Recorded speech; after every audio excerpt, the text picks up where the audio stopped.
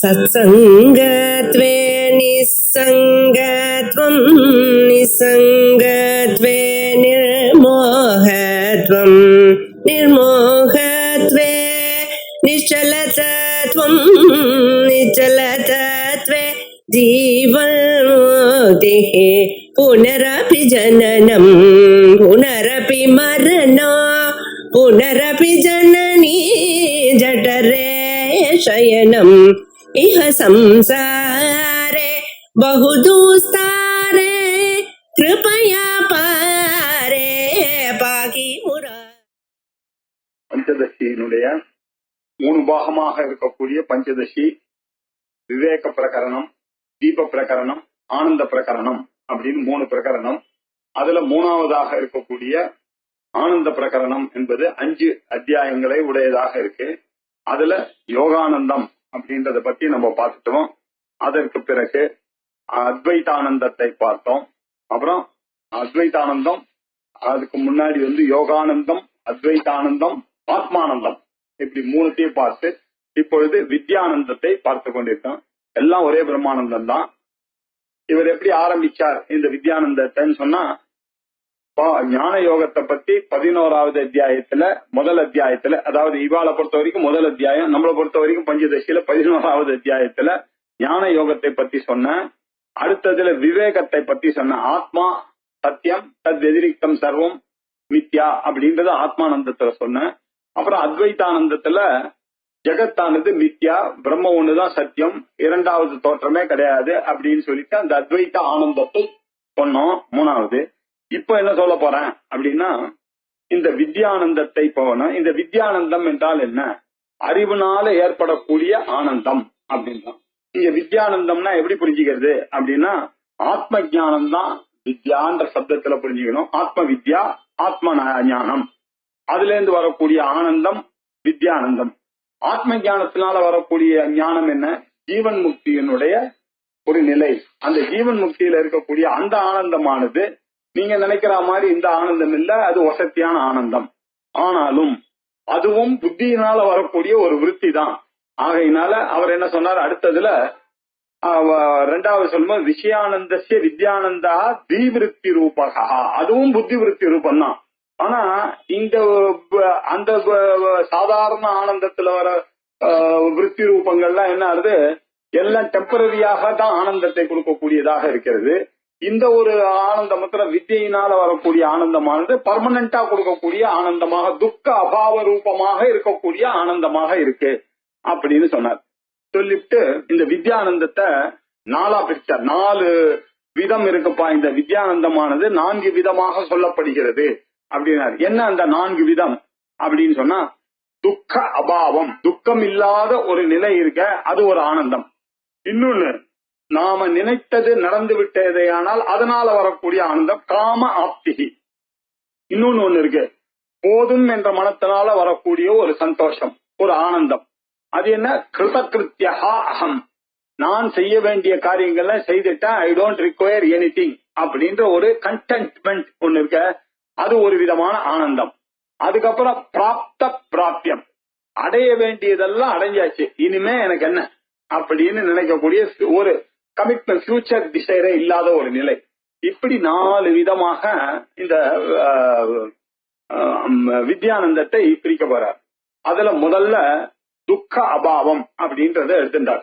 துக்க அபாவம்னு எடுத்த இந்த துக்க அபாவத்தை எப்படி புரிஞ்சுக்கிறதுனாக்க, ஐஹிக ஆமுஷ்விகம் அப்படின்னு 2 இருக்குவா. ஐஹிகம்னா இங்கேயே நாம அடையக்கூடிய, இந்த சரீரத்துல நாம அடையக்கூடியதான விஷயமாக இந்த ஆத்மானந்தமானது இருக்கிறது. வித்யானந்தமானது இங்கேயே ஆரம்பிக்கிறது. சிலதெல்லாம் எப்படி இருக்குன்னா, வாமதேவர் முதலியவர்கள்லாம் என்ன பண்ணாங்க, ஞானிகள் தான் வாழும், அம்மா அவனுடைய கர்ப்பத்துல அவருக்கு ஞானம் வந்துருது. வெளியில வந்த உடனே நான் இதெல்லாம் எனக்கு ஞானம் வந்துருது அப்படின்னு சொன்ன அவர் பொய்யை சொல்ல வேண்டிய அவசியம் இல்லை. அப்போ ஞானிக்கு பிறப்பு இருக்குன்றது தெரியுது அதுல இருந்து, இல்லையா வாமதேவர். அப்ப என்ன ஆச்சு, சில பேருக்கு அடுத்த ஜென்மால கூட வரும். இப்படி அடுத்த ஜென்மான்றது ஆமுஷ்பிகம்னு சொல்லலாம். சில பேருக்கு மேல பிரம்மலோகத்துக்கு போய் அங்க போய் இந்த ஞானம் வரலாம். ஆகையினால் ஐஹிகமும் வரலாம், ஆமுஷ்பிகம் வரலாம். துக்க அபாவம் தான் முக்கியம் இங்க அப்படின்னு சொன்னாரு.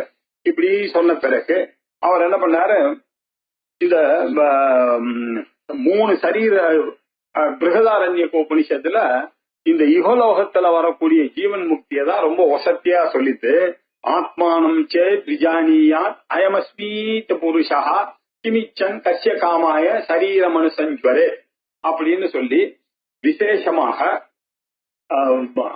இந்த ஆத்ம சாட்சா்காரத்தினால வரக்கூடிய ஆனந்தம் ஒருவனுக்கு வந்து விட்டதே ஆனால் அவனுக்கு இனிமேல் செய்ய வேண்டியது என்ன இருக்கு, அவன் எதிர்பார்க்கறதுக்கு என்ன இருக்கு, அவன் யாருக்காக எதை செய்ய வேண்டும், யாருக்காகவும் அவன் பாடுபட வேண்டிய அவசியம் இல்லை, எதற்காகவும் பாடுபட அவசியம் இல்லை. அவன் ஒரு முழு மனிதனாக ஆகிவிட்டான், அவனுக்கு அடைய வேண்டியது எதுவும் இல்லை அப்படின்னு. அது எப்படி சொல்றது, இதை அடைந்த பிறகு இங்கே அடைந்த பிறகு அப்படின்னு வேற சொல்லியிருக்கார். சொல்லி இதுக்கு விஸ்தாரமாக அவர் சொன்னார். அந்த அந்த திருஷ்டாந்தம் ஒண்ணு சொன்னார். நதியை தாண்டுறாங்க 10 பேரு, அதுல ஒருத்தவன் என்ன பண்ணா, தான் 10வது பேர் வழின்னு தெரியாம ஐயோ எங்களோட வந்தோம் சார் தன்னை விட்டுட்டு அவன் 7 பேர்னு அவஸ்தப்பட்டான். அப்புறம் இன்னொருத்தர் வந்து அவர் நீ தான்பா அந்த 10வது பேர் வழி அப்படின்னு சொன்னோம்னா அவனுடைய துக்கமானது போயிடுது இல்லையோ. அத மாதிரி சம்சார துக்கமானது உங்களுக்கு நீதான் அந்த பிரம்மன்னு தெரிஞ்ச உடனே போயிடுது. இதுதான் வித்யானுடைய ஆனந்தம் அப்படின்னு சொன்னார். அதுக்கப்புறம் சூக்ம சரீரத்திலயும் இருக்கு, ஆமுஷ்மிகத்திலயும் இருக்கக்கூடிய ஆனந்தம்னு இருக்குப்பா, அது 3 சரீரத்திலயும் இருக்கு அப்படின்னு சொன்னார். வியாதையா தாத்து வைஷம்யே, இந்த உடம்புல இருக்கக்கூடிய கபம் பித்தம் வாதம் அப்படின்னு 3 இருக்கு. இந்த 3ம் சமமாக இருக்கிற வரைக்கும், யாருக்கும் உடம்புல பேலன்ஸ்டா இருக்கிற வரைக்கும் அந்த தாத்துவானது விஷமமாக ஆயிடுச்சுன்னா சமம் ஷாவ் ஆயிடுச்சு. ஸ்டாண்டர்டு அது விஷமமாக ஆகிவிட்டதே ஆனால் அப்ப என்ன ஆகுது, அவனுக்கு பிபி சுகர் இதெல்லாம் வரதுக்கு காரணம் என்ன, அந்த தாத்து சமமாக இல்லை, பேலன்ஸ்டாக இல்லை. அதெல்லாம் பேலன்ஸ்டாக இருக்கிற வரைக்கும் எந்த ப்ராப்ளமும் வராது. இது பேலன்ஸா இல்லை அப்படின்னா வரும். அதுக்கு பேர் தாத்து வைஷமியம். அதுக்கப்புறம் இதெல்லாம் வந்து எங்க இருக்கு, ஸ்தூல தேகத்துல இருக்கு இல்லையா, ஸ்தூல தேகத்துல. அதுக்கப்புறம் சூக்ம தேகத்துல சில வியாதிகள் இருக்கு, அதுக்கு பேர் ஆதி பேரு. ஆதி வியாதிஹர பக்தாஞ்சனேஸ்வரன். ஆதினாக்க என்ன அர்த்தம்னா மனசுல வரக்கூடியதான வியாதிகள். அது என்ன, காமம் குரோதம் லோபம் மோகம் மதம் ஆச்சரியம் எல்லாம். சரி சார், சூக்மத்துல வருது இருக்கு, சூக்மத்துல வருது இருக்கு, ஸ்தூலத்துல வருதுன்னு புரியுது.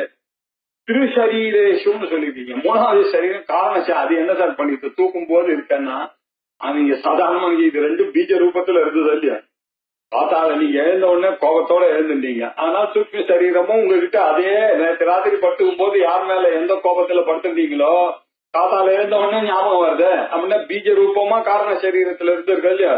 நேத்திக்கு படுத்துக்கும் போது என்ன பிபி பார்த்துட்டு படுத்தீங்க 170 180 இருந்தது, காத்தால இருந்து ஆசையா பார்த்தா அப்பவும் 180 இருக்குன்னு எவ்வளவு கோபம் உங்களுக்கு இருக்கு. அது எங்க இருந்தது, தூங்கும் போதும் பீஜ ரூபமா இருந்ததுனால அதுலயும் இருந்ததுன்னு தான் வச்சுக்கணும் அப்படின்னு அதுக்கு ஒரு காரணத்தை சொன்னார் இல்லையா. இப்படி சொல்லிட்டு ஆமுஷ்கத்துல புண்ணிய பாபத்துக்கு ஏத்த மாதிரி தான் வரக்கூடியதாக இருக்கிறது. அது அவாளுக்கு புண்ணியமும் பாபமும் விஷயமாக இருக்கும் பொழுது அதை பேஸ் பண்ணிதான் ஆமுஷ்மிகமான ஒரு வாழ்க்கையானது இவனுக்கு. இவன் புண்ணியம் செய்திருந்தானே ஆனால் நல்ல அப்பா அம்மாவாக நல்ல குடும்பத்துல நல்ல வியாதி வைக்க இல்லாம ஹெல்த்தியாக இருந்து வரப்போறான். அப்படி இல்லைன்னா அவனுடைய பாபத்துக்கு ஏத்த மாதிரி இதான வரப்போறது அப்படின்றதுனால அதை இப்ப சொன்னார். அது சொல்லணும்னாக்க இப்ப நம்ம எதை சொல்ல வேண்டியிருக்கு, அவாவா புண்ணிய பாபத்துக்கு தக்கின மாதிரி தான் பிறக்கிறார்கள். அவாவா புண்ணிய பாபமானது எப்படி இருக்கு அப்படின்னாக்க நம்ம தெரிந்து கொள்ள வேண்டியது கர்மாணி கதிவிதானி அப்படின்னு நம்ம தெரிஞ்சு வச்சுக்கணும்.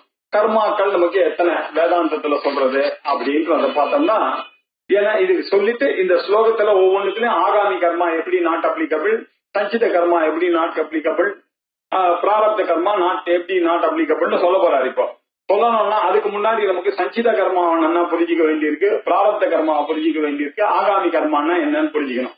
அதுக்கு நமக்கு வேதாந்தங்கள்ல என்ன சொல்றது, தத்துவபோதத்துல ஆச்சாரியார் சொல்ற, அவரை கேள்வி கேட்டு கர்மாணி கதிவிதானி அப்படின்னு கேட்டார். கர்மாக்கள் எத்தனை விதம் தெரியுமோ அப்படின்னா, தெரியும். என்ன, ஆகாமி சஞ்சிதம் பிராரப்த பேதேன திரிவிதா சந்தி, 3 விதமாக இருக்கு சார். ஆகாமி கர்மா அப்படின்னு ஒண்ணு இருக்கு, சஞ்சித கர்மான்னு ஒண்ணு இருக்கு, பிராரப்த கர்மான்னு 3 இருக்கு. கர்மா எத்தனை விதம் அப்படின்னு வேதாந்திய போய் கேட்டா அவன் என்ன சொல்றான்? ஆகாமி, பிராரப்தம், சஞ்சிதம் தான். தார்க்கிகிட்ட போய் கர்மா எத்தனை விதம் அப்படின்னு கேட்டா உட்சேபன, அபக்ஷேபன, ஆகுஞ்சன, பிரசாரண, கமன, பஞ்சவித கர்மாணி அப்படின்னு அவன் பஞ்சகர்மான்னா. மீமாம்சக வைதிகரை போய் கேட்டான் கர்மான்னா என்ன சார்? நித்திய கர்மா, நைமித்திக கர்மா, பிராயஷ்சித்த கர்மா, நிஷித்த கர்மா, காமிய கர்மா, அவருக்கு தெரிஞ்ச கர்மா. இப்படி கர்மான்ற ஒரு பதத்துக்கு அநேகமான அர்த்தம் இருக்கு. கர்மணி அகர்ம பஷ்டவியம் அவர் வேற ஒரு கன்ஃபியூஷன் பண்றாரு பகவத்கீதையில. கர்மால அகர்மாவை பாரு அப்படின்னு. இது என்னதான் கர்மா அப்படின்னா வேதாந்தத்துல சாதாரண நம்ம ஒத்துண்ட கர்மாக்கள் 3. இந்த கர்மானா law of karma. Law of கர்மான்னா என்னன்னா நம்மளுடைய பிறப்புக்கு காரணமாக இருக்கக்கூடியதான ஒரு காரணம், ஹேத்து. நம்மளுடைய வாழ்க்கைக்கு காரணமாக இருக்கக்கூடிய தன்மை உடையது எதுவோ அது நாம் செய்த கர்மாக்கள். அந்த கர்மாவானது எப்படி இருக்கிறது அப்படின்னா 3 விதமாக இருக்கிறது. பிராரப்த கர்மா ஒண்ணு, சஞ்சித கர்மான்னு ஒண்ணு, ஆகாமி கர்மா அப்படின்னு ஒண்ணு. இப்போ முதல்ல ஆகாமியை பத்தி சொல்றார் ஆச்சாரியார். ஆகாமி கர்மா அப்படின்னா என்ன சார் அர்த்தம், கிம் அப்படின்னு கேட்டீங்கன்னா ஞான உற்பத்தி அனந்தரம். வேதாந்தத்துக்கு வந்து ஆத்மாதான் சத்தியம், தத் வெதிரிக்தம் சர்வம் அனித்யம். இது எல்லாம் ஏதோ பேசுறது, இதெல்லாம் கேட்டுக்குங்க, அதெல்லாம் தாத்பரியம் கிடையாது. தாத்பரியம் நீங்கள் உங்களுடைய உண்மையான சொல்வம் என்ன, சச்சிதானந்த ஸ்வரூபமான ஆத்மாதான் அப்படின்ற ஒரு நாலேஜ் வந்த பிறகு அவனுக்கு இந்த பாடி கீடி சாமி பூதம் இதெல்லாம் இன்ட்ரெஸ்ட் இல்லை. இப்போ அவனுக்கு புரிய வேண்டியது புரிஞ்ச விஷயம். ஓஹோ அப்படி சொல்றல, ஞானம் வந்துட்டு ஆனால் எனக்கு என்ன, எப்படி இருந்தா எனக்கு என்ன, ஞானம் வந்த பிறகு நான் என்னவானா எனக்கு என்ன அப்படின்ற ஒரு ஞானம் வந்த பிறகு இந்த ஆத்ம ஞானம் நாம இப்ப சொல்லிக் கொண்ட வித்யானந்தத்துல இருக்கக்கூடிய அந்த வித்யா ஆத்ம வித்யா. இந்த ஆத்ம வித்யா உற்பத்தி அனந்தரம் ஞான தேக கிருதம். இந்த ஞானியானவன் ஞானம் வந்தா கூட இருந்துதான் ஆகணும். ஞானம் வந்துருதுன்றதுக்காக அவர் என்ன தனியா கண்ண மூடிலாம் உட்கார்ந்துலாம் இருக்க முடியுமான்னு இருக்க முடியாது. அவர் பாட்டு இந்த உலகத்துலதான் இருப்பார். அப்ப அதுக்குதான் பகவத்கீதையில சொன்ன எத்யத் ஆச்சரதி சிரேஷ்டா ததேவ இதரோஜனஹா. அவர் இங்கேயே தான் இருந்து ஆகணும். ஆனா அவர் கன்ஃபியூஷன் பண்ணக்கூடாது யாரையும். இவருக்கு எதுவும் பூஜை வேண்டாம், புனஸ்காரம் வேண்டாம், சாமி வேண்டாம், பூதம் வேண்டாம். ஆனா அவர் அந்த மாதிரி இருந்தா அவரை பார்த்து இருக்கவங்க எல்லாம் கெட்டு போயிடுவாங்கன்றதுனால எல்லாரும் இவர மாதிரி ஆகணும்ன்றதுக்காக அவரும் எல்லார மாதிரியும் சந்தியாவந்தனம் பண்ணிட்டு பூஜை பண்ணிட்டு எல்லார மாதிரி இருந்துதான் ஆகணும் அப்படின்ற விஷயங்கள்லாம் இதுல கணக்குல எடுத்துக்கணும். அவர் என்ன பண்ணார், ஞான உற்பத்தி அனந்தரம் அவரும் கர்மாவை செய்யதான் போறாரு. ஆனா இந்த அஞ்ஞானி பண்ணக்கூடிய கர்மாவுக்கும் அவர் பண்ணக்கூடிய கர்மாவுக்கும் வித்தியாசம் இருக்கு. இவர் எது பண்ணாலும் இவருக்கு நல்லா தெரியும் நம்மளுடைய ஆத்மஸ்வரூபம் தான் இது, இதெல்லாம் ஒண்ணும் இல்லை, இந்த சரீரம் அப்படிதான், மைண்டுன்னா அப்படிதான் இருக்கும். இந்த பாடின்னு 4 மணி நேரத்துக்கு ஒரு தடவை பசிக்கும், இந்த நாக்கு இருக்கு அது சனி எப்ப பார்த்தாலும் தாகம் கேட்கும் அப்படின்னு. இவனை மாதிரி அதுல இன்வால்வ் ஆகி அவர் பண்ண மாட்டார். அவருக்கு அகம் பிரம்மான்ற ஒரு நாலேஜ் இருக்கிறதுனால அவர் சரீரம் போன போக்குல போவார். எல்லாரும் மாதிரி இப்போ சின்ன வரியா வரேன் வா காரம் போடாம வருவார்.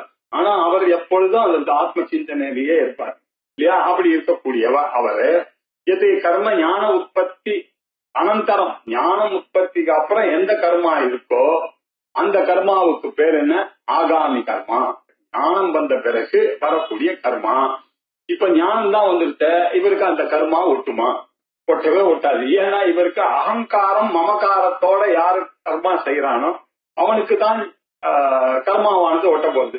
இவருக்கு நான் எனதுன்ற ஒரு பேதம் இல்ல, அவருக்கு தான் தெரிஞ்சு போச்சு இதெல்லாம் கல்பிதமான இந்த உலகத்துல இருக்கக்கூடியதான் அகம் அப்படின்னு அவருக்கு தெரியும். ஸ்தூல சூக்ஷ்ம காரண சரீரா வெதிரிஷ்டா அகம்னு தெரியும். அப்ப எப்படி அவருக்கு அகங்காரம் வரும்?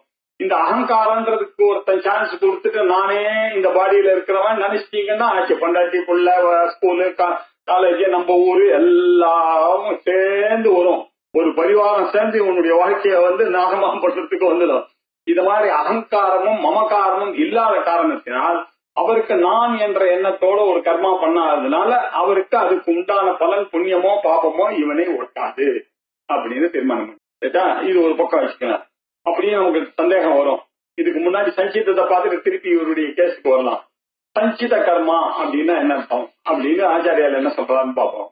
அனந்த கோடி ஜென்மனாம் பீஜபூதகா சன்னு, ஆயிரக்கணக்கான ஜென்மாக்கள்ல இவன் செய்த கர்மா எல்லாம் இவன் பின்னாடி பீஜ ரூபமாக இவன் பின்னாடி இருக்கு.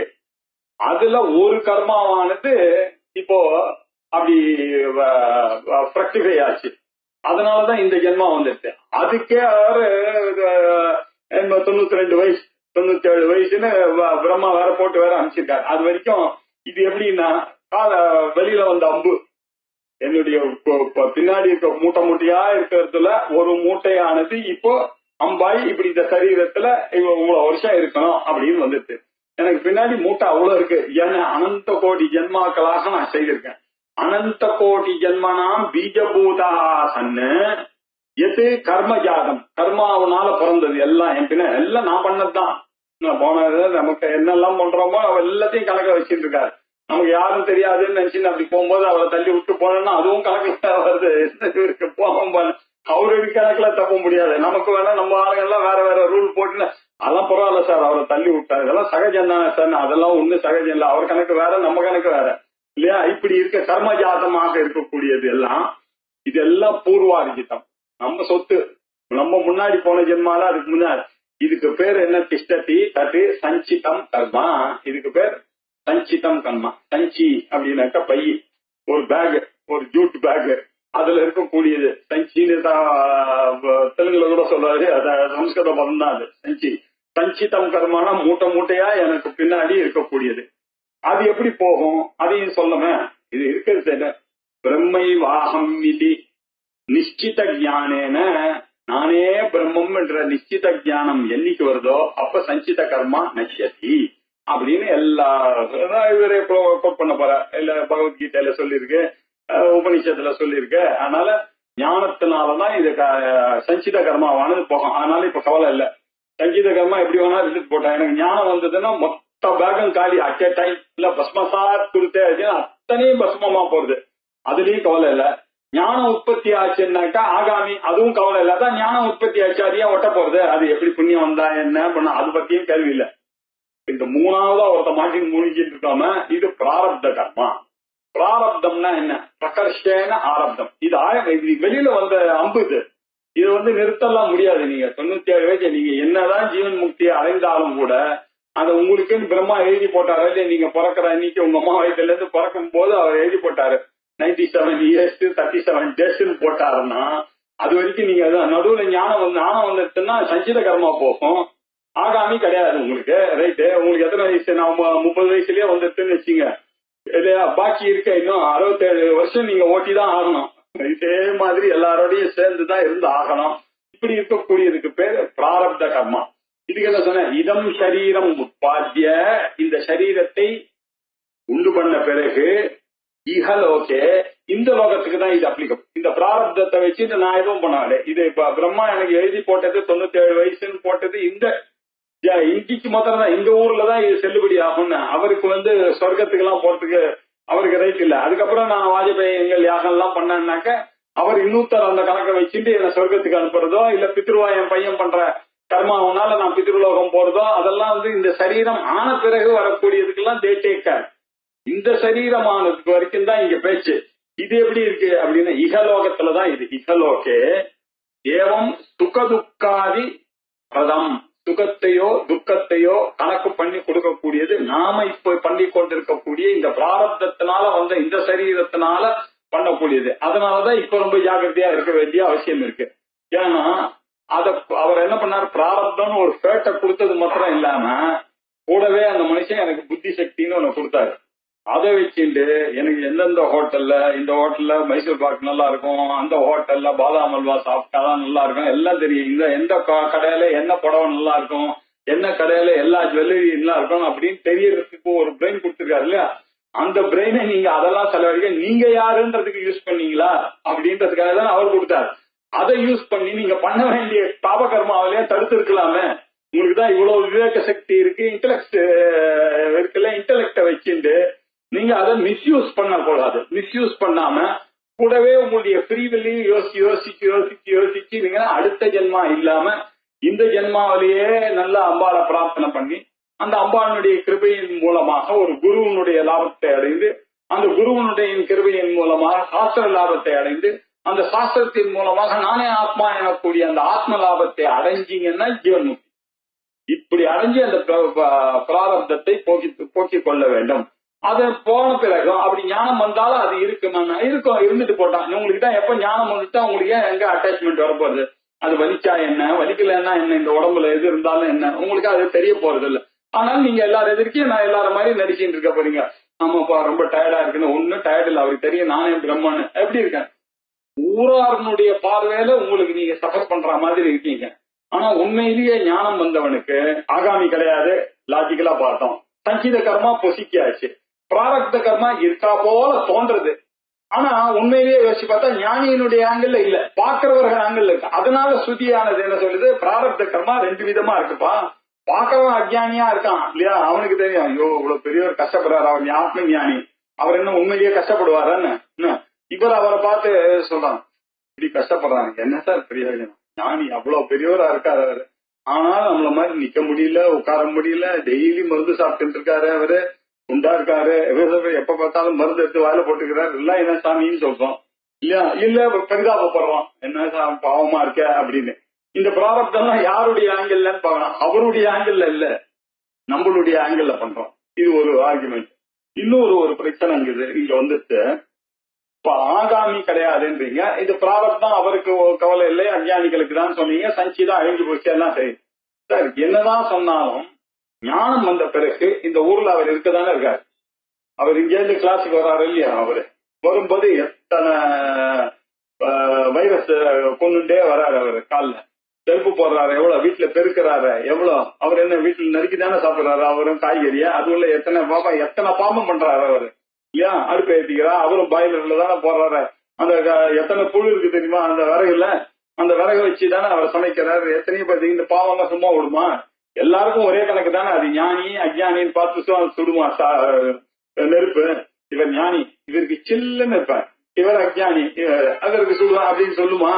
இது என்ன சார் கதையா இருக்கு, கர்மா எல்லாருக்கும் ஒண்ணுதானே அப்படின்னு சொன்னா அதுக்கு ஒரு பதில் சொன்னோம் இல்லையா.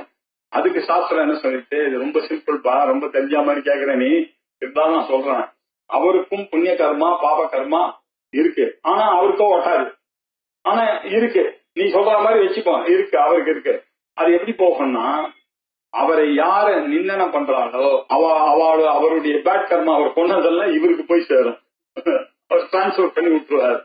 யாரெல்லாம் அவர் ஸ்துவந்தி பஜதி அர்ச்சந்தி, யாரெல்லாம் அவரை பண்றாளோ அவளுக்கு அவருடைய புண்ணிய கர்மம். அதனாலதான் ஆத்மஜம் ஹி அச்சயே பூதி காமஹா அப்படின்னு உபனிஷத்தே சொல்லிருக்கு. இதெல்லாம் உபனிஷத்திலேயே சொல்லியிருக்கு கிளியரா. அதனாலதான் இந்த பெனிஃபிட் ஆஃப் டவுட் இருந்ததுன்னா அவரை திட்டாதீங்க டக்குன்னு. யாரு எந்த மனுஷன் எந்த ஞானி நம்ம பக்கத்துல இருக்காருன்னு தெரியாது, நீங்க பாட்டுக்கு அவசரப்பட்டு அதெல்லாம் தெரிஞ்சாப்புல பேசுற, உண்மையிலேயே தெரிஞ்சுதான் பேசிருக்கலாம் அவங்க. நீங்க பாட்டுக்கு உங்களுடைய கோபத்துல எதையாவது சொல்லிட்டீங்கன்னா அவருடைய பாவம் உங்களுக்கு வந்து சேரும் இல்லையா. உங்களுடைய ஆத்ம ஞானம் இன்னும் கொஞ்சம் டிலே ஆகும். அதனால அவர் சொன்னார், ஏ ஞானினாம் நிந்தந்தி விஷந்தி, யார் அந்த ஞானிகளை இப்ப துவேஷம் பண்றாளோ நிந்திக்கிறாளோ, துக்க பிரதானம் குர்வந்தி, அவருக்கு ஏதாவது துக்கம் பண்ணணும், அடப்போங்க சார் சாமியாரா இருந்தார் பார்த்தா சார் நான் போய் எனக்கு அவர் போய் பண்றது அப்படின்னு நீங்க சொல்லிடலாம், சிம்பிளா சொல்லலாம். அதனால அவருக்கு துக்கம் கொடுத்ததா உங்களுடைய கணக்குல அது வரும். துக்க பிரதம் கொடுத்தா அது எப்படி ஆறுதுன்னா, தான் பிரதி பாபாத்மகம் கச்சதி, அவர்களுடைய பாப்மானம் அவருடைய செய்த பாபங்கள்லாம் ஆகாமிக்கு அப்புறம் அவர்கிட்ட ஒட்டாததுனால யார் யார் அவரை பார்த்து அவரை நிந்திக்கிறாளோ அவளுக்கு போய் சேர்றது. அவருடைய புண்ணியங்கள் ஏ ஞானினாம் ஸ்துவந்தி ஸ்தோத்திரம் பண்றாளோ, பஜந்தி அவரை கொண்டாடுகிறார்களோ, அர்ச்சயந்தி அர்ச்சிக்கிறார்களோ, தான் பிரதி ஆகாமி புண்ணியம் கச்சதி அப்படின்னு அவர்களுக்கு அவர் செய்த புண்ணியமும் பாபமும் வருகிறது அப்படின்னு சொன்னார் இல்லையா. அந்த ஆகாமி கர்மா என்ன இப்ப பார்த்தோம். அந்த ஆகாமி கர்மாவுக்கு பதில் சொல்லும்போது நீங்க பாருங்க, எல்லா சாஸ்திரக்காரனும் ஒரே மாதிரி சொல்லுவாங்க. நளினி தலகத ஜலவத்து ஞானினாம் கர்த்திருவம் ஞானினாம் சம்பந்தகா நாஸ்தி. ஆகாமி ஞானிக்கு எப்படி வராதுன்னா, தாமரை இலை தண்ணீர் போல இருக்கிறதுனால அந்த தண்ணி என்னதான் தாமரை இலை அந்த தண்ணீரிலிருந்தே உண்டாகி தண்டாகி அதுல இருந்தே தாமரை வந்து அதுலயே இலையாக இருக்கக்கூடிய தண்ணியிலேயே பொறுத்து தண்ணியிலேயே இருந்து தண்ணியிலேயே இருக்கு, அதுல அந்த தண்ணி போட்டுதுன்னா அது ஒட்ட மாட்டேங்க இருக்கு பாருங்க. அத மாதிரி இவர் குடும்பத்திலேயே இருப்பார், எல்லாரோடையும் பேசிட்டு இருப்பார், பேரனோட கேரம் போர்டுலாம் விளையாடிட்டு இருப்பாரு, எப்போதும் ஆத்ம ஞானத்திலேயே இருப்பார். அவரை பார்த்தா தெரியாது, அவர் தாமரையில தண்ணி போல அந்த வீட்டுல இருக்காரு. அன்அட்டாச்ட் அட்டாச்மெண்ட்னு சின்மயானந்தா அழகா சொல்லக்கூடிய வார்த்தை அது. அன்அட்டாச்ட் அட்டாச்மெண்டா இருக்கக்கூடியவர் தான் ஞானி.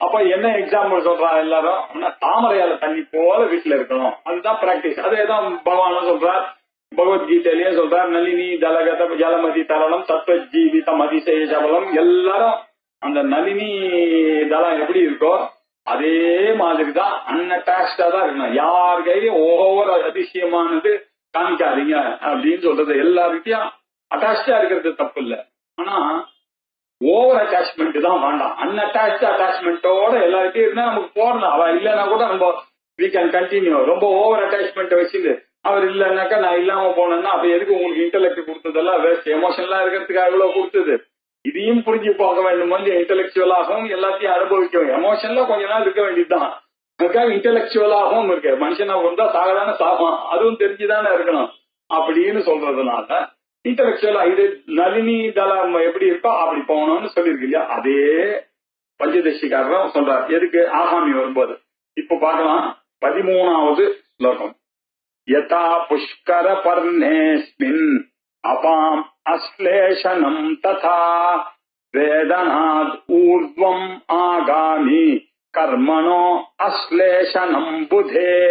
யதா எப்படி, புஷ்கர பர்ணே, பர்ணம்னா இலை, புஷ்கர பர்ணே தாமரை இலையில், அஸ்மின் இந்த தாமரை, அஸ்மின் புஷ்கர பர்ணே இந்த தாமரை இலையில், அபாம் இந்த தண்ணியானது, அபாம் அப்புனாக்க தண்ணி, அபாம் அஸ்லேஷனம் ஒட்டாமல் இருக்கோ அப்படி. ஸ்லேஷம் ஒட்டுறது, அஸ்லேஷன்னா அந்த தண்ணியிலேயே உருவாகி தண்ணியிலேயே வளர்ந்து தண்ணியிலேயே உண்டான அந்த தாமரைய பாருங்க, தண்ணிய தள்ளி விடுறது மேல விழுந்ததுனாக்கா அது ஒட்டிக்க மாட்டேங்கிறது, அப்படியே நிக்கிறது.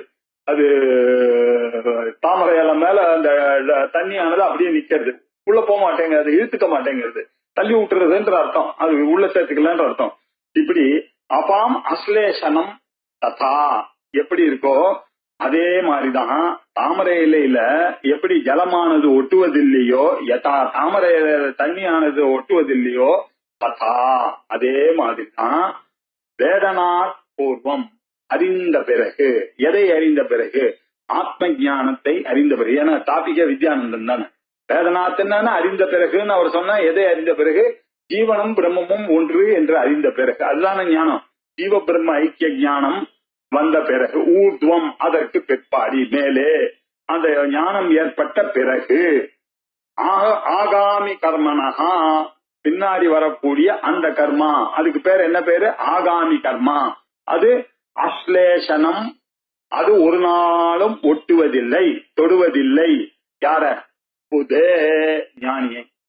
அந்த ஞானியை, வேதாந்தம் படித்தவர்களை, அவர்கள் பண்ணக்கூடிய காரியங்கள் ஆகாமி கர்மாக்கள் எதுவும் அவர்களை ஒட்டுவதில்லை. ஏன்னா அவருக்கு ஜீவ பிரம்ம ஐக்கியம் கூடிய நாலேஜ் ஆனது வந்து விட்டது.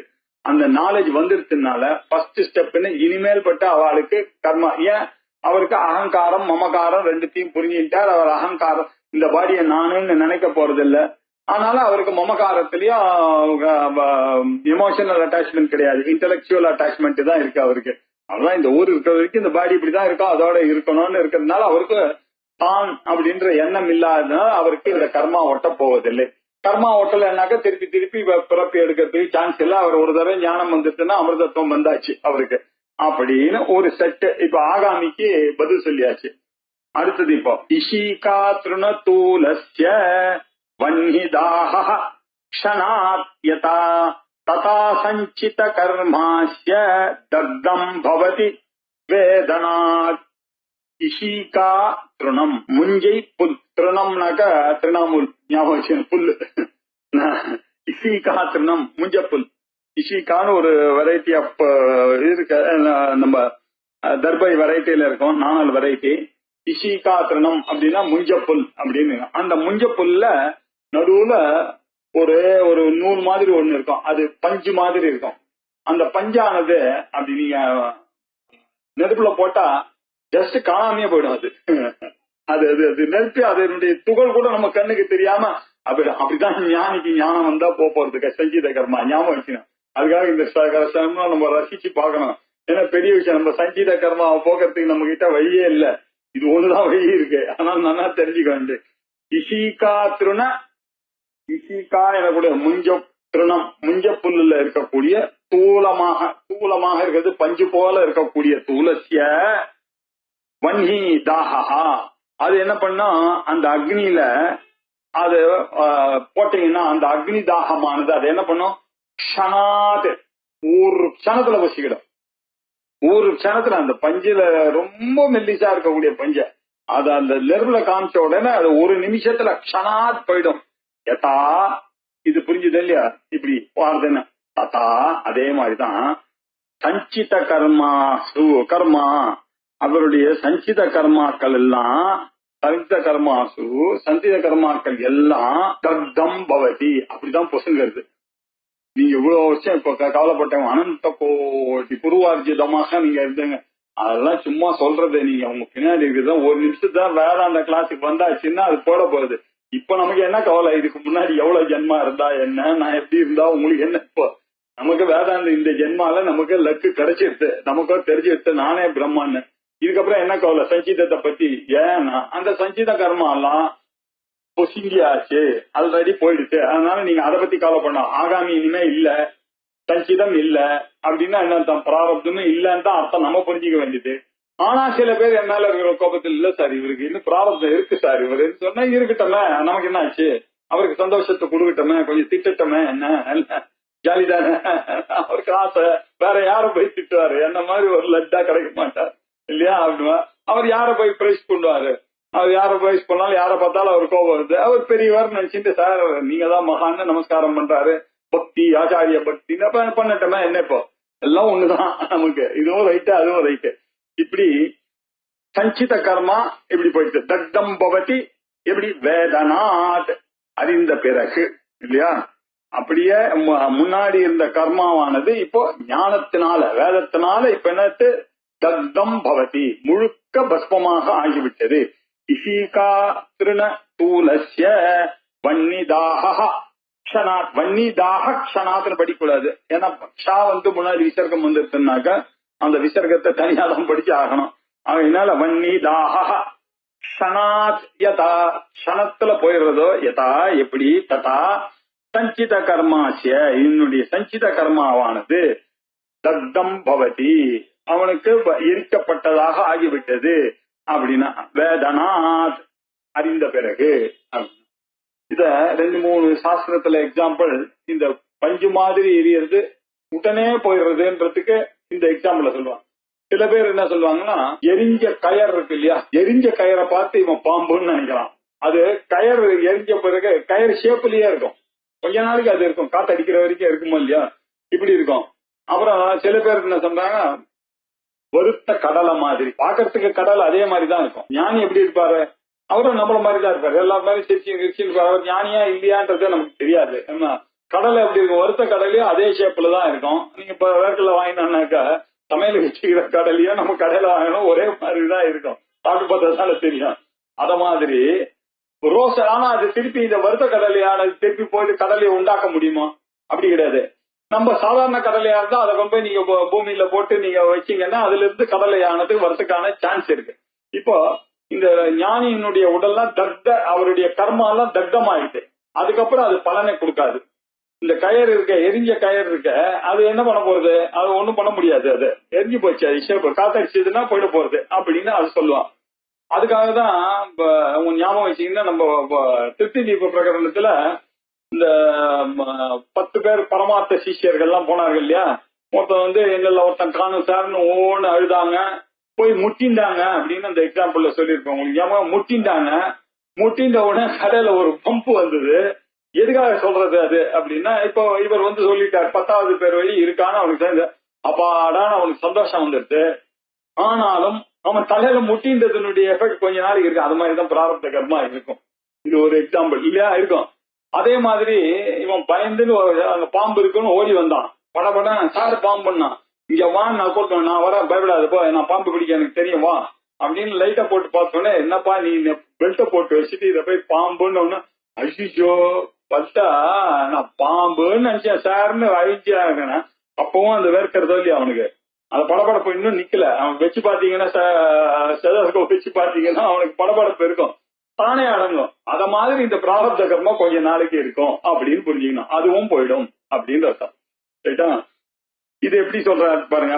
இத பகவத்கீதையில இந்த விஷயத்த சொல்றார். இங்க இஷிகா புல்லு அப்படின்றது சாந்தோக்கிய உபனிஷத்துல அக்னிஹோத்திரத்தை பத்தி பிராணனை பத்தி பேசிட்டு வரும்போது வைஸ்வானர வித்யில ஒரு 6 பேருக்கு பதில் சொல்லும் போது சாந்தோக்கிய உபனிஷத்துல இஷிகா திருண தூலஸ்ய புரோதம் பிரதஹே ஏவம் சர்வ பாப்மானம் பிரதூயதே அப்படின்னு சம்பர்க்க வித்யில இந்த விஷயத்தை தெரிந்து கொண்டு இருக்கக்கூடியவர்களுக்கெல்லாம் எப்படி அந்த பஞ்சானது எரிஞ்சு போறதோ அதே மாதிரி இவாளுடைய கர்மாவானது பஸ்மமாக ஆகிவிடும்னு சாந்தோக்கிய உபனிஷத்துல சம்பர்க்க வித்யில சொன்னது. அத முதல்ல எக்ஸாம்பிளா இப்ப 14வது ஸ்லோகத்துல சொன்னார். அதே மாதிரி ஒரு ஸ்ருதி சொன்னாக்க ஒரு ஸ்மிருதி சொன்ன பகவத்கீதையில சொன்னது இப்ப சொல்ல போறார். பஸ்மசாத் குருதே அர்ஜுன ஞானாக்னி சர்வ கர்மாணி பஸ்மசாத் குருதே ததா யதா இந்தாம்சி. அப்படி இந்தாம்சினாக்க விறகுகள். யதா இந்தாம்சி சமித்தா அக்னிஹி தம் இத்தா நன்ன கொழுந்து விட்டு அறியற அக்னிஹி சமித்தோக்னி. இது என்ன பண்றது? இந்த விறகுகளை எல்லாம் எப்படி பஸ்மசாத் குருதே, இந்த விறகுகளை கொழுந்து விட்டு எரிகிற இந்த அக்னி எப்படி அந்த விறகுகளை பஸ்மசாத் குருதே பஸ்மமாக ஆக்கி விடுகிறதோ அர்ஜுனா, அதே மாதிரிதான் ஞானாக்னி. இந்த வேதாந்தம் வேதாந்தம்னு நான் கூடியது அது ஒரு சாதாரணமா அது ஏதோ படிப்புன்னு நினைச்சுக்காதீங்க. அது பாக்கி படிப்பு மாதிரி எல்லாம் இல்ல. உங்களை அறியாம நான் பிரம்மம் நான் பிரம்மம் நான் பிரம்மன்னு விளையாட்டாவோ சீரியஸாவோ எப்படி வேணாலும் கேளுங்க அது. ஆனா அதுக்கு உண்டான அது வேலையை செய்யதான் செய்ய. நீங்க கேட்க கேட்க கேட்க கேட்க நானே பிரம்ம ஸ்தூல சூக்ஷ்ம காரண சரீரா வதிரிக்தா பஞ்சகோஷ அதீதா அவஸ்தாத்திரே சாட்சி சச்சிதானந்த ஸ்வரூபா நீங்க சொல்ல சொல்ல சொல்ல சொல்ல உங்களை அறியாமையே உங்களுக்குள்ள அந்த இம்பாக்ட் ஆனது ஏற்படுகிறது. அது எப்போ ஞாபகம் வரப்போறது. அது இப்பயே பண்ணக்கூடிய அந்த வேதாந்தமானது பேரு இதுக்குதான் அக்னி, ஞானாக்னின்னு பேரு. இந்த அறிவொலியானது, இந்த இம்பாக்ட்ஃபுல்லா இருக்கக்கூடிய இந்த நாலேஜ் ஆனது சர்வ கர்மாணி பஸ்மசாத் குருதே அப்படின்னு இந்த இடத்துல விளையாடிட்டாரு கிருஷ்ண பரமாத்மா. சர்வ கர்மானின்ற ஒரு வார்த்தையை யூஸ் பண்ணிவிட்டார் இல்லையா? சர்வ கர்மானின்ற இது மாதிரி எல்லாம் அசட்டத்தனமா இது விஷயம் தெரியாத போது நம்ம முதல்ல பிரிக்கிறோம். இப்போ முதல்ல கிளாஸுக்கு வரவருக்கு நம்ம சொன்னா புரியாது. இருக்கிறது ஒரு ஆத்மா தான், தத் வெதிரிக்தம் சர்வம் முக்கியம் போயா இது கேட்கறதுக்காக என்ன வந்தேன்னு கூட அதுக்காக அவருக்கு புரியுற மாதிரி சும்மா சொல்றதுக்காக இருப்பார். உனக்கு கனவுல வருதா இல்லையா, அதுக்கு பேர் பிராதிபாஷிக சப்தன்னு பேரு. கனவுல வந்ததா இல்லையா, கனவுல யானை எல்லாம் வந்தது, நீ ராஜா மாதிரி இருக்க மாதிரி கனவு கண்ட இல்லையா இல்லையா, இதெல்லாம் பேக்கிங் ஆனவுடனே என்னாச்சு போயிடுதா இல்லையா. அதனால அது பிராதிபாஷிகமான ஒரு நிலை. அப்படி ஒரு நிலை இருக்கு, நமக்கு சத்தம் இருக்கு, அப்படி ஒரு ரியாலிட்டி நம்மளுடைய வாழ்க்கையில இருக்கு. அதுக்கப்புறமா என்ன சொன்னா பேக்கிங்ல வருது பாரு, அது வியாபகாரிகமான சத்தை. இப்ப நான் படக்கூடிய கஷ்டங்கள், எனக்கு வரக்கூடிய கஷ்டங்கள், நான் சாப்பிட்டா பசி போறது, இதெல்லாம் இருக்க, இதெல்லாமும் இப்ப உண்மை மாதிரி நமக்கு தோணி இருக்கு. சார் அது பொய் சார், இது உண்மை சார் அப்படின்னு சொன்னான். இப்ப நான் கேட்டேன், ஏம்பா ட்ரீமருக்கு ட்ரீம் எப்படி சத்தியமாக தோணித்தோ ரியாலிட்டி, அதனால்தான் அதுக்கு சத்தான்னு பேர் கொடுத்தேன். அவனுக்கு ரியல் தானே அது. உனக்கு அதே மாதிரி இப்ப ரியல்னு நீ தோன்றது ஞானம்னு ஒண்ணு இருக்கு, வேதாந்தம். அது வந்த பிறகுதான் உனக்கு தெரியும். அப்ப நீ சிரிக்க போற. இப்ப எப்படி சார் நான் பக்கத்துல இவ்வளவு பெட்ல பட்டு தண்ணியோட கொஸ்டின் நான் போய் பிச்சை எடுக்கிற மாதிரி கனவு பண்ணிட்டேன், சிரிப்பா இருக்கு சார். அதே சிரிப்பு தான் ஞானம் வந்த உடனே உங்களை பார்த்து உங்களுக்கே வரப்போறது. பரமார்த்திக சத்தன்னு அதை சொன்னோம். ஆனா இப்ப யோசிச்சு பாருங்க, இப்ப நிறைய பஞ்சதசியெல்லாம் படிச்சாச்சு. இப்போ இந்த பரமார்த்த சத்தை, வியாபகாரிக சத்தை, பிராதிபாசிய, இதுக்கெல்லாம் ஏதாவது மீனிங் இருக்கா? எல்லாம் ஒண்ணு. ஏன் சார் இதுவும் பொய்யின்றீங்க அதுவும் பொய்யின்றீங்க? இருக்கிறது ஒண்ணுதான். அது என்ன பாரமார்த்திக சத்தை, அது என்ன ஜீவாத்மா, அது என்ன பரமாத்மா, அது என்ன ஞானாத்மா? என்ன சார் உங்களுக்கு இல்ல இருக்கிறது ஒரு ஆத்மா சொல்லிட்டு போங்களேன் சார். இப்ப சொல்றோம், முதல்ல சொன்ன ஒருத்தருக்கு மேல அதுக்காக நம்மள புரிய வைக்கிறதுக்காக ஜீவாத்மா வேற பரமாத்மா வேற ரெண்டும் ஒண்ணு அப்படின்னு சொன்ன. ஏன் சார் இப்படி அனாவசியமா ஜீவ பரமா எல்லாம் போட்டு என்ன படுத்து நீங்க இருக்கிறது ஒரு ஆத்மான்னு இப்ப சொல்றோம். அதே மாதிரி இப்பதானே சொல்ல முடியுது, இருக்கிறது ஒரு சத்ததாம்பா, அது பாரமாத்தியம், ஏகமேவ அத்விதீயம் பிரம்ம சதேவ சௌமியா இதன் ஏகமேவ இதமேவ ஆசித்து ஏகமேவ அத்விதீயம் அப்படின்னு அப்ப சொன்னோம் இல்லையா, அப்பதானே புரியுது. அதே மாதிரி கர்மாலாம் சொன்னோம். ஆனா பகவான் என்ன கிளியரா சொல்றாரு, இந்த ஆகாமியாவது கர்மாவது நீ எப்படி கிண்டல் பண்ணீங்களோ உட்சேபன அபக்ஷேபன கொஞ்சம் பிரசாரண கவனானி பஞ்சகர்மானி எப்படி வேதாந்தி கிண்டல் பண்ணீங்களோ, அவன் மீமாம்சகனம் பார்த்து நித்திய கர்மா நைமித்திய கர்மா நிஷித்த கர்மா சஞ்சித கர்மா இது காமிய கர்மா அப்படின்லாம் சொன்ன மாதிரி அதெல்லாம் எப்படி சிரிப்போம், அதே மாதிரிதான் இதுவும் சிரிப்பு. ஆகாமியா சஞ்சிதமா பிராரப்தம் ஏம்பா உலக ஜெகன் மித்தியான்னு தோணி தெரிஞ்சு போயிடுச்சு. இந்த மித்தியா ஜெகத்துல நான் இருக்கேன், எனக்கு எதுக்கு சார் லாஜிக் எல்லாம் கொடுக்குறீங்க, கர்மா அவனாலதான் வந்து என்ன கர்மா பண்ணணும்ன்ற தைரியம் வந்து தெரியல. இப்போ அப்படின்னா என்ன அர்த்தம், பிராரப்தமும் இல்ல ஆகாமியும் இல்ல சஞ்சிதமும் இல்ல, இதெல்லாம் சும்மா இன்ட்ரெஸ்டிங்கா ஒரு 1 hour பொழுது போறதுக்காக ஞாயிற்றுக்கிழமையில பேசக்கூடிய பேச்சு. யோசிச்சு உட்கார்ந்து பாத்தீங்கன்னா எவ்வளவு பத்தி என்ன ஏமாத்தினு தான் கேட்க போறாங்க. இருக்கிறது ஒரு ஆத்மா, ஏன் எவ்வளவு எல்லாம் சொல்றேன்னு அததான் மீன் பண்றாரு பகவான். நீங்க சர்வ கர்மாணி இல்ல, நீங்க என்னெல்லாம் கர்மா உங்களுக்கு தெரியுமா அது எல்லாம் போயிடுத்து உங்களுக்கு. வேதாந்தம் படிச்சாச்சு அப்படின்னா ஞானாக்னி சர்வ கர்மாணி பஸ்மசாத் குருத்தே, எல்லா கர்மாக்களையும் சாம்பலாக்கி விடுகிறது அப்படின்னு சொன்னாரு. எங்க பகவத்கீதையில 6வது சாப்டர்ல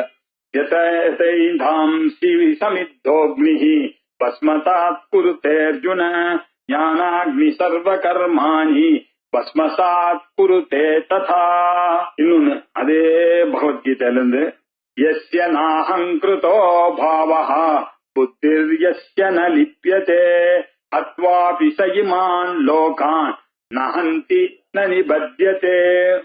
யஸ்ய யாருக்கு நான் என்ற எண்ணம் இல்லையோ, நான் என்ற எண்ணம் யாருக்காவது வந்துட்டுன்னா அவ்வளவுதான், அவனுக்கு அவன் பண்ண கர்மா எல்லாம் பதில் சொல்லிதான் ஆகணும். he has to pay. அது ஒண்ணும் பண்ண முடியாது. எப்ப நான் என்ற எண்ணம் இல்லாத ஒரு நிலைவுக்கு வேதாந்தம் படிச்சு வந்துட்டானோ, எஸ்ய யாருக்கு நான் அகங்கிருதா நான் என்ற அகங்காரம் இல்லாத ஒரு பாவம் ஒரு நிலை இருக்கிறதோ, புத்தி எஸ்ய அவனுடைய புத்தியானது ந லிப்பியதே ஒட்டுவதில்லை இல்லையா. இந்த உலகத்தோட அவனுக்கு எந்த ஒட்டுதலும் கிடையாது. அகங்காரத்தோடையும் அந்த அகங்காரம்னு ஒண்ணு இந்த ஸ்தூல சூக்ம காரண சரீரத்துக்கும் எனக்கும் சம்பந்தம் இல்லைன்ற அசட்டுத்தனத்தை விட்டு நான் இந்த பாடியில இருக்கேன்னு நினைச்சான். அப்போ அகங்காரம் வந்தது. அகங்காரம் வந்த உடனே அது வந்துட்டுன்னா போடும் 15 1,00,000 பேய் கூடவே வரும், மமக்காரம் வரும் இல்ல. அப்பா அம்மா பொண்டாட்டி உள்ள எங்க ஸ்கூலு எங்க வீடு என்னோடது எங்க வீடு எதுவும் விட மாட்டேன், எல்லா பேயும் எப்போ வரும், இந்த கொஞ்சம் இந்த அகங்காரத்துக்கு போனா போறதுன்னு உதரமந்தரம் கொடுத்தே அத்தய பயம் பவத்தின்னு இதுதான் சொன்னாரு. கொஞ்சம் போனா போறது, நான் ஆத்மா இல்ல சார், முழுக்க சொல்ல முடியாது சார் நான் அந்த ஆத்மான்னு, கொஞ்சம் பெட்டரு, ஆனா எல்லார மாதிரி நான் மோசம் இல்ல, அதுக்காக நான் முற்றும் தெரிஞ்ச ஞானின்னு சொல்ல முடியாது, கொஞ்சம் தெரியும்னாக்கா இந்த மாதிரி இன்டர்மீடியட் டிகிரியே கிடையாது. இத மாதிரி இருந்தானா அவன் இல்லன்ற அர்த்தம் தான், இவன் அசருத்தனம் தான்ற அர்த்தம். இதுதான் உண்மை. அதுக்கு எங்க இன்டர்மீடியட் ஒண்ணு ஞானி இல்லன்னா அஜானி. இதுக்கு என்ன இல்ல சார், வேதாந்தம் ரொம்ப நாளா படிச்சதுனால எனக்கு கன்வின்ஸ்ட் ஐ எம் பிரம்மா.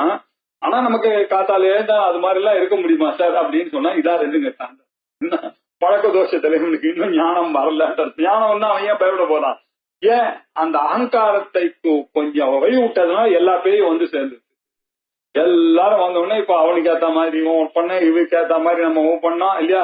தனக்கு தான் பூர்ணன்ற நாலேஜ் இல்ல, தனக்கு சப்போர்ட் வேணும்னு நினைச்சான், அதனால தானே ஒரு பொண்ணு வேணும்னு நினைச்சான். உனக்கு அந்த அறிவு இருந்தானே ஏன் நம்ம நினைக்க போறோம் இல்ல, நான் பூர்ணன் எனக்கு எதுக்கு இன்னொருத்தருடைய எனக்கு எதுக்கு அப்பா எனக்கு எதுக்கு அம்மா எனக்கு எதுக்கு பொண்ணு நினைச்சிருந்தான்னா போயிச்சிருப்பான். இல்ல நான் பூர்ணமா இருக்கேன் சார், எனக்கு ஒரு கல்யாணம் வந்ததுன்னா நல்லா இருக்கேன் சார், என்ன எல்லாரும் நல்லவன் சொல்றான்னு அந்த புகழுக்கு அதனால கல்யாணம் பண்ணி எங்க அப்பா அம்மா எல்லாம் சந்தோஷப்படுவாங்க. அப்பா படு அவ சந்தோஷப்பட்டாலே நீ படு, இதுதானே உண்மை இல்லையா. இதெல்லாம் காரணம் என்ன, மமக்காரம் வந்ததுக்கு காரணம் என்ன, அகங்காரம். நான் அகங்கிருதோ பாவஹா, இந்த அகங்காரம் என்ற பாவம் இல்லை என்றால் இந்த மமக்காரம்லாம் உங்களுடைய புத்தியில ஒட்டுமா, புத்தி லிப்பியதே ஒரு நாளும் ஒட்டாது. ஹத்வாபி இமான் லோகான், இந்த உலகையே அவன் கொன்னாலும் ஞானம் வந்த பிறகு அவன் எந்த செயலை செய்தாலும் அவனுக்கு அகங்கார பாவம் இல்லாததுனால அவன் என்ன பண்ண அதுக்காக எல்லாம் அவன் என்ன பண்ணாலும் பரவாயில்ல கெட்டது பண்ணுவான்ற அர்த்தம் இல்ல. அவர் எப்போது எத்தியது ஆச்சரியத்தை சிரேஷ்டா தத்ததேவ இதரோஜனான்னு புரிஞ்சுன்னு கொண்டார். ஒருவேளை அவர் பண்ணாருன்னா கூட ஒரு ப்ராப்ளமும் இல்லைன்னு ஸ்ருதி எல்லாம் பயங்கரமா இப்போ கான்ட்ரவர்சியலா பேசுறது பாருங்க. அத்வாபி இமான் லோகான், அவன் உலகத்தையே கொன்னா கூட, யாரையாவது கொன்னாலும் கூட சரி, நான் ஹந்தி நலிபத்தியதே, அவன் கொள்கை லிஸ்ட்ல நீங்க எடுத்துன்னு வர முடியாது. அவனை இந்த தோஷத்தினால கட்டுப்பட்டவனாக ஆக்க முடியாது. ஞானம் வந்துருச்சுன்னா அவன் எந்த காரியம் பண்ணாலும் அவனுக்கு ஒட்டப்படாது. அது கொலையா இருந்தா என்ன, கோவில் கும்பாபிஷேகமா இருந்தா என்ன, ரெண்டும் ஒண்ணுதான் அவரை பொறுத்த வரைக்கும் அப்படின்றத புரிஞ்சுக்கணும். ஆனா இப்ப நீங்க பாத்தீங்கன்னா இது நம்மளுடைய அஜ்ஞானியுடைய ஆங்கிள் பாத்தீங்கன்னா புரியாது. அது எப்படி சார் அப்படின்னு கேட்பான். அது எப்படின்னா அது அப்படிதான். வேதாந்த நாலேஜ் வந்தவன் எந்த காரியம் பண்ணாலும் அவனுக்கு அது ஒட்டாது. எப்படிதான் சொல்றீங்க? ரிஷிகள் சொல்றாங்கப்பா எங்களுக்கு, கிருஷ்ண பரமாத்மா சொல்றாரு, அதுதான் எங்களுக்கு கணக்கு. கிருஷ்ண பரமாத்மா என்ன சொல்றாரு? எஸ்ய நாஹங்கிருதோ பாவஹ யுத்திர்யஸ்ய ந லிப்யதி அத்வாபி சைமான் லோகான், அவர் இந்த உலகத்திலேயே யாரை கொன்றாலும் கூட ந ஹந்தி, அவர் கொல்கிறவராக ஆக மாட்டார். ந நிபத்தியதே, அதனால எந்த தோஷமும் அவரை கட்டுப்படுத்தாது. ஓ, இதுதான் ஞானியினுடைய நிலைமைன்னு சொல்லியாச்சு. அப்படின்னா ஞானினாக்க is not bound by your local rules and regulation. அதெல்லாம் உங்களுடைய ரூல், இந்த தர்மசாஸ்திரம் எல்லாம் நீங்க வச்சுக்கீங்க. மனு சொன்னாரு, யாஜ்ஞவல்கிய சொன்னார். ஞானிக்கு அதெல்லாம் கோ விதிஹி கோ நிஷேதா, அவருக்கு நிஷேதம்னு ஒண்ணு கிடையாது, விதின்னு ஒண்ணு கிடையாது, அவருக்கு எதுவுமே கிடையாது அவருக்கு, அப்படின்றத புரிஞ்சுக்கணும் அப்படின்னு அழகா பகவத்கீதையில சொன்னார். இதையே அவர் எப்படி சொல்றார்? பகவத்கீதையில அவர் சொன்னார்னாக்க ஒத்துருவோமா? நாங்க உபனிஷத்துல இருக்கிறத அவர் சொன்னார், அதனாலதான் அவர் ஜெகத், அது புரிஞ்சுக்கணும் இல்லையா? கிருஷ்ணர் சொன்னாங்க, கிருஷ்ணர் சார் எனக்கு ரொம்ப ஒர்க், அவர் சொன்னா நான் யார் சொன்னாலும் ஒத்துக்கிற ஆளுங்க இல்ல. நம்ம ட்ரெடிஷன்ல இருக்கா, உபனிஷத்துல இருக்கிறத அவர் சொன்னார், அதனால அவர் மேல எக்ஸ்ட்ரா மதிப்பு. அவருடைய பக்தி எல்லாம் எப்படி இருக்கு? வைஷ்ணவ பக்தி எல்லாம் நிறைய சொன்னார் சார், அதனால பக்தினா. நமக்கு அப்படி இல்ல. எது ட்ரெடிஷன்ல சொல்லணுமோ அது உபனிஷத் சொல்றது, வேதம் சொல்றது, அதையே இவர் சொன்னார் பாருங்க. அப்ப எனக்கு குரு ஆயிட்டார். அதனால அந்த சாமியை விட இவர் இப்போ வசதியா போயிட்டார். எனக்கு கிருஷ்ணம் ஜெகத்குருன்னு அதனால எனக்கு மோர் பக்தன் நானு. உங்களுடைய பக்தி ஒரு நாள் போறதுக்கு சான்ஸ் இருக்கு, என்னுடைய பக்தி போக அது ஆத்ம ஞானமா கொடுத்தாரு.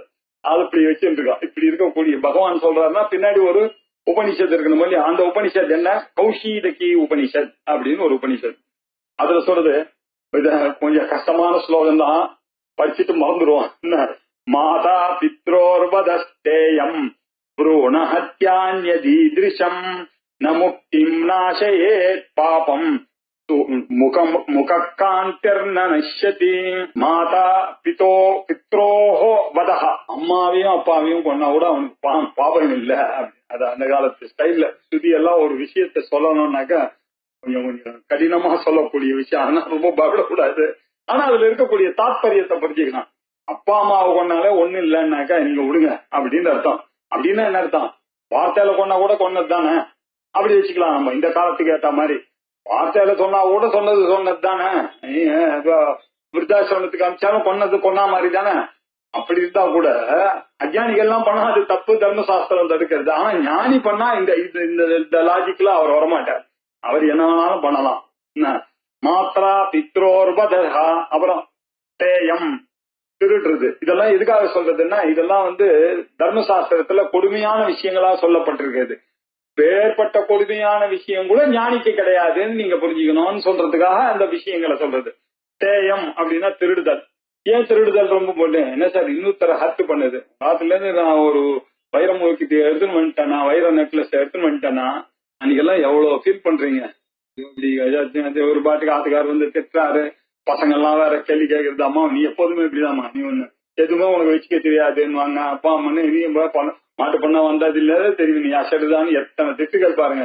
ஒரு திருட்டான் அப்படி இருக்கும்போது நம்ம திருடலாமா அப்படின்னு நினைக்கிறோம்.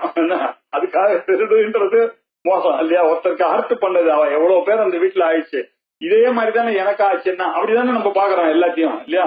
அதனால திருடக்கூடாது, இப்படிதானே புரிஞ்சுக்கிறோம். நான் திருடினே ஆனால் இட் ஹர்ட் சம்படி, அப்ப என்னை கிட்ட இருந்து திருடினானே ஆனால் எனக்கு ஹர்ட்டாது, ஆகையினால திருடக்கூடாது அப்படின்றது தானே அது. இப்படி திருட்டு காரியங்கள்லாம் பண்ணுவதுன்றது பெரிய தப்பாக காணப்படுகிறது சாஸ்திரத்துல. ஆனா ஞானிக்கு இந்த திருட்டுத்தனம்ன்றதெல்லாம் உண்டோ? அவரை பொறுத்த வரைக்கும் நம்ம எல்லாம் இவ்வளவு நாள் பண்றது திருத்தம். பகவான் கொடுக்குற சாதத்தை தின்னுட்டு அவர் கொடுத்த சம்பாத்தியத்தை வச்சுட்டு இவரெல்லாம் எனக்கு 10 லட்சம் சம்பாதிக்கிறேன் சார், நான் 1 crore சம்பாதிக்கிறேன் சார், பண்ணலாம் அவ்வளவு திருடி இருக்கேன். எல்லாம் பகவான் கொடுத்ததுன்றதுதான் உண்மை இல்லையா? அதான உண்மை. எல்லாம் உழைச்சி சம்பாதிச்சா என்ன உழைச்சி? நீ யோசிச்சு பார்த்தா எல்லாருக்கும் இந்த குறைவா சம்பாதிக்கிறவனா கொஞ்சம் சொல்லிக்கலாம் உழைச்சி சம்பாதிச்சான்னு. அதிகமா சம்பாதிக்கிறவன் யாரும் உழைச்சி சம்பாதிச்சேன்னு சொல்ல முடியாது. எல்லாமே ஸ்தேனையே பகவத்கீதையில சொல்றார். 2 பேர் ஹஸ்பண்ட் அண்ட் ஒய்ஃப் தனக்கு தானே சமைச்சு சாப்பிட்டா 4 பேருக்கு கொடுக்காம அதுவே டெய்லி திருடி சோறு தான் சாப்பிட்டு இருக்காங்க. அதுவே ஒரு திருடர்கள் வீடு தான் அது அப்படின்னு சொல்லியிருக்கு. இப்படி ஸ்தேயம் அப்படின்னு இருக்கு. இதெல்லாம் ரைட். அஜ்ஞானிக்கு சொல்லும் போது சிரிப்பா இருக்கு, இதெல்லாம் ரைட். ஆனா ஞானிக்கு அதெல்லாம் கிடையாது. அவர் எங்க வேணாலும் இருப்பாரு. அவரு யோகரத்தோவா போகரத்தோவா சங்கரத்தோவா சங்க விகினா. அவருக்கு அந்த ரூல்ஸ் அண்ட் ரெகுலேஷன்லாம் ஞானிக்கு கிடையாது. வித்யானந்தம் வந்தவருக்கு கிடையாதுன்றது சொல்லணும்ன்றதுக்காக மாதா பித்ரோர் வதகா ஸ்தேயம் புரூண ஹத்யா இல்லையா, கர்ப்ப சிசுல வதம் பண்றது ரொம்ப கொடுமையாக சொல்லப்பட்ட புரூண ஹத்யாவா ஏ தே கிரந்தி ஏ பிராமணாத்தி சுபர்ணம் படந்தி அப்படின்னு சொல்லி புரூணஹத்தி வீரஹத்தி பிரம்மஹத்தி இதெல்லாம் கொடுமையான விஷயங்களாக சொல்லப்பட்டிருக்கக்கூடிய தர்மசாஸ்திரத்துல. இதெல்லாம் கூட ஞானிக்கு ஒண்ணும் பண்ணாதுன்ற அர்த்தம் இல்லையா? இந்த சிசுவை கொள்றது ஈதிருஷம் இப்படிப்பட்ட கூடிய பாபங்கள் முக்திம் நாசையே. பாபம் பாபம் முக்திம் நாசே. இந்த பாபங்கள் மாதா பித்ரோஹோ வதஹா ஸ்தேயம் புரூணஹத்தி இப்படிப்பட்ட பாபங்கள் எல்லாம் இவன் பண்ணாலும் இவனுடைய மோட்சமானது தடையப்படாது. அதான் நீங்க கவனிக்கணும்.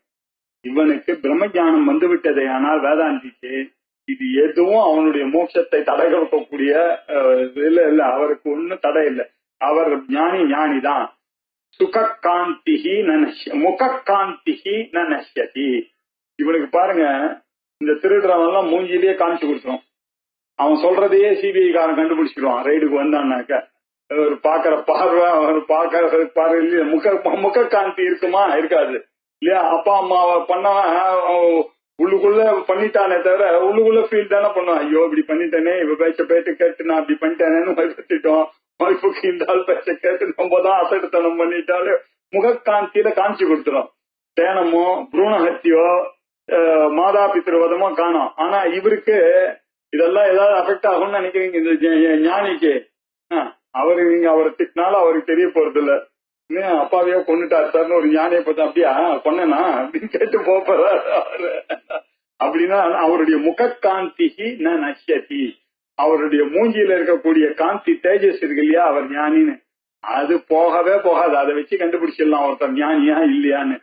அவருடைய சாநித்தியத்துல அப்படி ஒரு அமைதியானது கிடைக்கப்படுகிறது இல்ல. எல்லாரும் இந்த பால் பிராண்டன் இருக்கான நிறைய கேள்வி எல்லாம் ரூம்ல வச்சுட்டு இருக்கான். நாளைக்கு ஒரு கிரிக்கிறோம் பாரு ரமணரை, இந்த கேள்வி கேட்கணும், அந்த கேள்வி அது எப்படி சார் உங்க கர்மா எப்படி சொல்லுது, அது எப்படி சார் ஆகாமி சத்தியம் அப்படி எல்லாரையும் கேட்கணும் அவருக்கு. Why should everybody suffer? 1000 கேள்வி இந்த நாத்திகர்களுக்காக வர மாதிரி அவரும் இங்கிலீஷ்காரன் தானே வந்து எழுதின்னு போனார். அடுத்த நாள் போய் அங்க உட்கார்ந்தா அவருக்கு கேள்வி கேட்கணும்னு அந்த புக்கை முதல்ல தூக்கி போட்டாரு திருவண்ணாமலை விட்டு. அந்த மனுஷனுடைய சன்னதியில இருக்கக்கூடிய எவ்வளோ விஷயங்களுக்கெல்லாம் ஆன்சர் கிடைக்கிறது அங்க.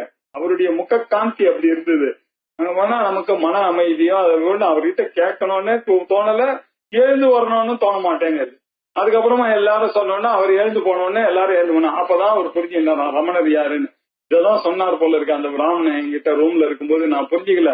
ஐ counted that is one another சாமி. ரிட்டன் வந்தானாக்கா எல்லாரையும் கேட்கற மாதிரி நிறைய கேள்வி எல்லாம் கேட்டானே விஷயங்கள்லாம் சொல்லுவாரு. அதை வச்சு நம்ம ஒரு புக்கு போட்டு பெரிய ரைட்டர் ஆகலாம், பப்ளிஷர் ஆகலாம் நினைச்சுட்டு தான் வந்தான். அவன் அதுக்குதான் வந்தான். ஆனா அங்க ஒரு கேள்வி கேட்கறதுக்கே தோணல இல்ல. அப்பதான் புரிஞ்சு நான் இவ்வளவு பேர் இங்க ஏன் வராங்கன்னு. சும்மா பார்த்தாலே இப்படி ஒரு மன நிம்மதி ஒரு மன தேஜஸ் இருக்குன்னாக்க அவர் அல்லவா ஞானி. அந்த முகக்காந்தி தானே ஞானி. அப்பேற்பட்ட ஞானி எந்த காரியம் பண்ணா என்ன, அவர் எதுவும் பண்ணாலும் ஒண்ணுதான், பண்ணலைன்னாலும் ஒண்ணுதான். அவர் அப்படி அவருடைய பக்கத்துல இருக்கக்கூடிய எல்லாத்துக்கும் அவர் அந்த பீஸ் ஆஃப் மைண்ட் அப்படி அள்ளி வீசிடுறார் அப்படின்னா அதான் ஞானியினுடைய லட்சணம். ஞானினா எப்பொழுதும் முகக்காந்தியோட அப்படி உட்கார்ந்து இருக்கார். அவரை பார்த்தா ஒரு சந்தோஷம் நமக்கு. எதையும் தோணக்கூடாது, அவரை திட்டணும்னு தோணக்கூடாது, கூட அவரை பார்த்துட்டே இருக்கலாம் போல இருக்கணும், அவ்வளவுதான். இதுதான் ஞானியினுடைய லட்சணம் அப்படின்னு சொன்னார். இப்ப இது வரைக்கும் இந்த மூணாவது சாப்டர் துக்காபாவஹா காம ஆப்திஹி கிருதகிருத்யோகம் பிராப்த பிராப்தியா 4 விதம் சொன்னார். அதுல துக்க அபாவம் விஷயத்தை இப்ப சொல்லி முடிச்சு விட்டார். இதுக்கு அப்புறமா அடுத்தது காம ஆப்திகி. அவனுக்கு துக்கம் போறது மாத்திரம் இல்ல, எதெல்லாம் இவனுக்கு வேணுமோ அந்த கண்டென்ட்மெண்ட் ஆனது இவன் ஆப்த காமத்துவம் எனக்கூடிய ஒரு நிலையானது இவனுக்கு வந்துடுறது. எல்லாம் இவனுக்கு எதுவும் வரவே இல்லை, ஆனா எல்லாம் வந்தா மாதிரியே சந்தோஷமா இருக்கான். இவன் பெரிய பணக்காரன் மாதிரி தான் இருக்கான். எப்போது பார்த்தாலும் எப்ப பார்த்தாலும் சாப்பிட்டா மாதிரி டிஃபன் சாப்பிட்டு வந்த மாதிரி மூஞ்சில ஒரு தேஜஸோட வர்றான். எப்ப பார்த்தாலும் இவர் எப்படி இருக்காருன்னு தெரியல. என்னையா அவருக்கு என்ன இவருக்கு முதல் கஷ்டமே கிடையாதா, அப்படி இருக்காரு, எப்படி இருக்காருன்னா அது உள்ளுக்குள்ள அந்த காமவாப்திகின்றது ஜீவன் முக்தர்களுக்கு வரக்கூடிய ஒரு நிலை. அதை பத்தி சொல்லப்படுறார். துக்க அபாவதே பாஷ்ய சர்வ காமாப்திரீரிதா சர்வான் காமான் அசௌ ஆப்த்வா அமிர்தோ அபவத் அபவத் இத்யதஹ.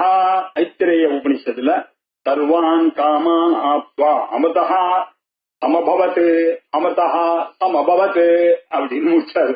அவன் அமிர்தனாகவும் எல்லா காமனையும் அடைக்கப்பட்டவனாக ஆகிவிட்டான் அந்த வேதாந்தம் படித்தவன் அப்படின்னு சொல்லியிருக்கு. அதுல இருந்து என்ன தெரியுது, துக்க அபாவம் தான் காம ஆப்திகி அப்படின்னு சொல்றது. அதனாலதான் சில இடத்துல துக்க அபாவமாக ஜீவன் முக்தி நிலைய சொல்றது, சில இடத்துல காம அவாப்தியை ஜீவன் முக்தி நிலையா சொல்றது, சில இடத்துல கிருதகிருத்தியத்துவத்தை ஜீவன் முக்தியாக சொல்றது, சில இடத்துல பிராப்திய பிராப்தத்துவமாக சொல்லுகிறது. எல்லாத்துக்கும் ஒரே மீனிங் என்ன, அந்த கண்டென்ட்மெண்ட், அவ்வளவுதான், அந்த ஆத்ம ஞானம் என்பதுதான் அப்படின்னு சொல்ல போறது.